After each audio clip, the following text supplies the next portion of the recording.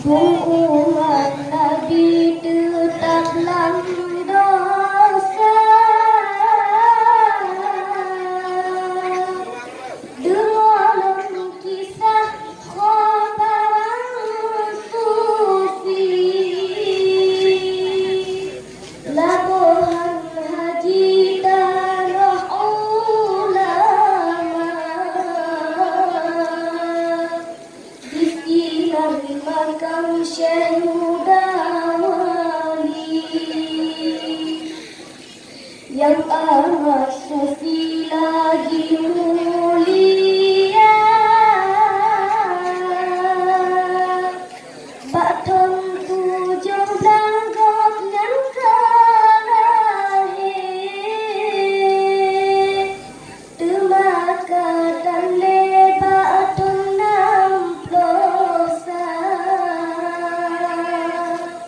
bak bulan Syawal pon 2 hari, 9 hari uras jenazah.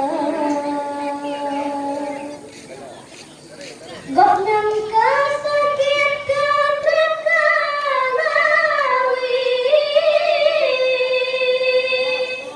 baladung kopi melumba-lumba,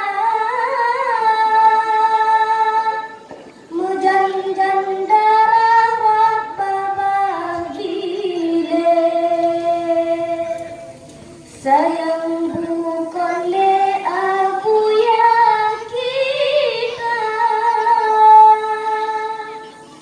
tetaplah kubah tubuh rohani, tubuh jasmani pimpin santrinya.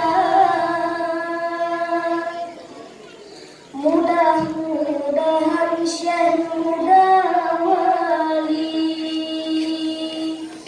bersama Nabi dalam syurga, tetaplah kubah tubuh rohani, tubuh jasmani pimpin santrinya. Mudah-mudahan Syekh Mudawali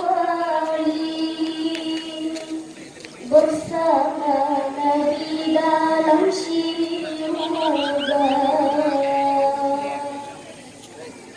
Assalamualaikum warahmatullahi wabarakatuh. Waalaikumsalam warahmatullahi wabarakatuh.